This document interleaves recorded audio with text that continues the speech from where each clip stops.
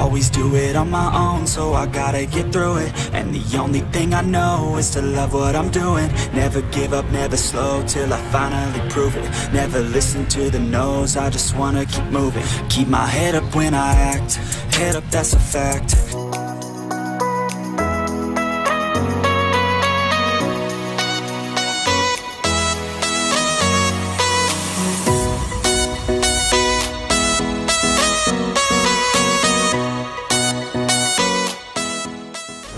Yo, what's up mga amigo?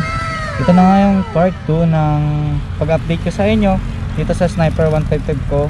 Yung huling update ko is kulang-kulang nga mga amigo na hindi ko nasabi sa inyo about sa kanyang bearings, sa engine sound, ano na ba yung tunog niya, o kamusta yung tunog niya after 2 years and 8 months, no? Sprocket niya, yan pa rin siya mga amigo, no?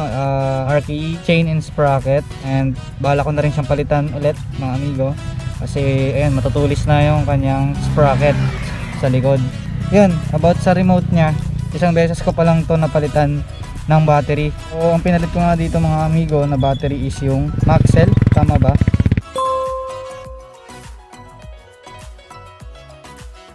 So nalobat nga yung yung battery nito ng remote ko. Nasa edad na siya na 2 years and 3 months. So sobrang tagal niya bago napunde or nalobat yung battery. So kahit pa paano, yun yung maganda dito mga amigo sa keyless, kasi yung battery ng remote natin is madali lang siyang palitan, and then mura lang din man yung battery nito. 100 pesos lang yung bili ko sa battery na pinalit dito. And yun, i-sound check na natin yung kanyang engine after 2 years and 8 months. Alright, yan mga amigo, kung maririnig nyo, meron siyang konting lagotok pa rin talaga. Siyempre normal na yun, pag sinabi natin Sniper single overhead cam, single cylinder, yun. Actually wala namang kinalaman doon yung single cylinder. Pero ano sa single overhead cam, kadalasan yung ganito yung magiging issue kasi maingay talaga yung makina. Compare mo sa mga dual overhead cam like Raider and Honda Winner X. Ayan, sa kabila, pakinggan yung mga amigo, i-rev natin. Napaka-smooth pa rin naman siya, no? Kung i-compare natin sa brand new pa lang siya, smooth na smooth pa rin naman yung tunog, and alaga lang din naman talaga sa change oil. Yun lang yung advice ko or tips ko sa inyo, alaga sa change oil. Every 1,000 to 1,500 palit na tayo ng langis para maiwasan natin yung overhaul. Instead na change oil lang, maging change oil pa yung motor natin, di ba?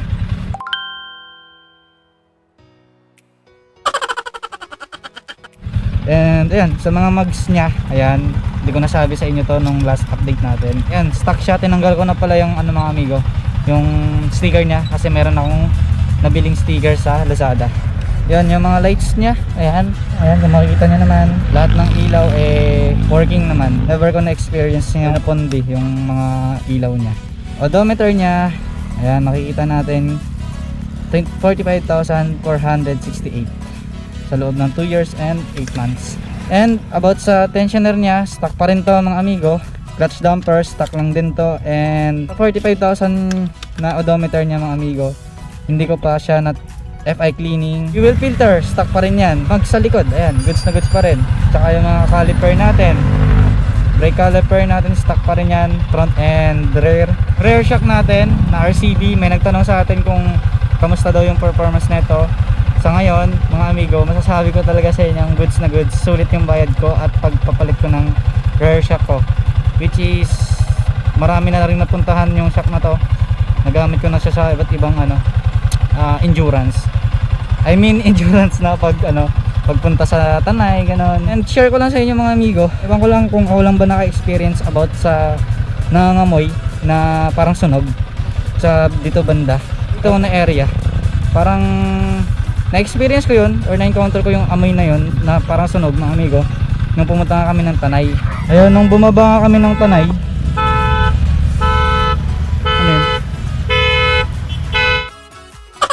nung bumaba nga kami ng Tanay Rizal, doon ko na encounter or na-experience yung parang nangangamoy dito sa area niya.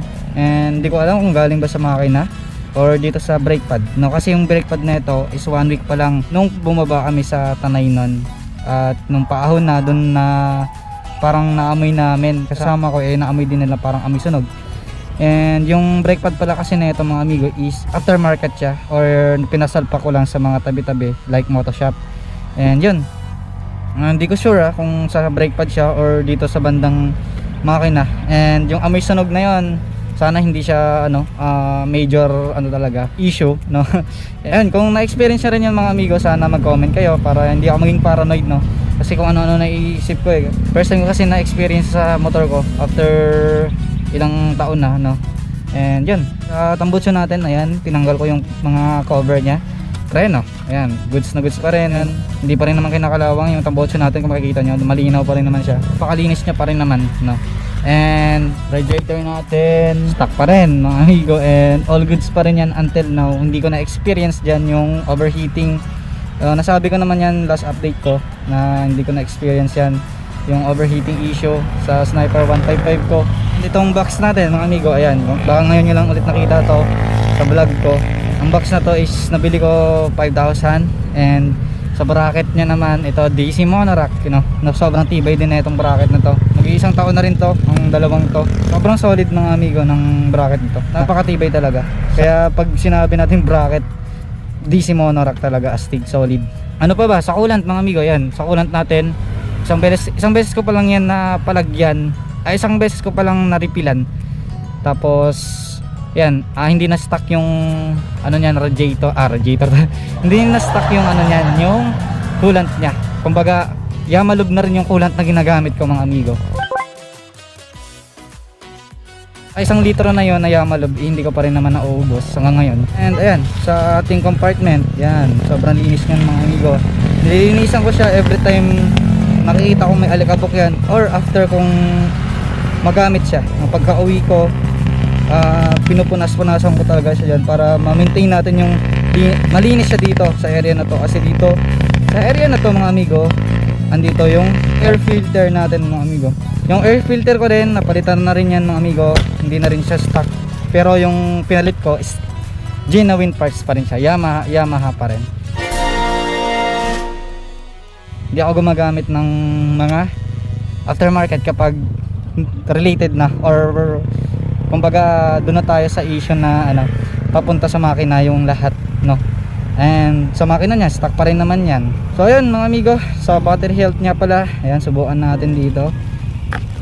At ayan, ito yung maganda dito sa kilis mga amigo, kasi meron ng naka built in na socket, no, charging socket mga amigo. So ayan, stock is good, ayan. At battery health natin 14, ayan, hanggang 14 lang siya. So yun yung standard, no, na battery health ni Sniper 155 kapag umaandar na yung makina. And then pag pinatay natin, ay, ba't sumobra, ayan, 12.8 mga amigo. Yun yung standard na, hindi na dapat bababa dyan ng 11, kasi panigurado matik sira yung battery natin pagka ganun. Ayan, kailangan natin palitan. So 2 years and 8 months, goods na goods pa rin, and healthy pa rin yung battery ng Sniper 155 ko. Yung total cable pala natin, pakabul ko mga amigo, is RCB. Yan. Always do it on my own, so I gotta get through it. And the only thing I know is to love what I'm doing. Never give up, never slow, till I finally prove it. Never listen to the no's, I just wanna keep moving. Keep my head up when I act, head up, that's a fact. Never looking back, I'ma keep myself on track. Keep my head up, staying strong, always moving on. So yun mga amigo, abangan nyo na lang yung mga susunod na update natin dito sa Sniper 155 ko. O nga pala, yung shock na ito mga amigo, ang front shock ko is repack na rin yan. Pinaripack ko na rin pala to mga amigo, yung front shock ko. Ayan, kung makikita nyo, napaka-goods ng performance niya rin pala na ito, no? At hindi ko na na-experience yung lagatok, no, na issue about sa front shock ko. Yun. So kung na-experience nyo yun, yung sobrang lambot-lambot ng front shock nyo, iparipack nyo na lang. Yun na yun lang yung tips ko mga amigo, para maiwasan nyo yung paglagatok sa front shock ng Sniper 155 nyo. So ayan, maraming salamat sa inyo panonood. Hanggang sa muli, huwag nyo kalimutan laging ride safe, peace out, tabudi.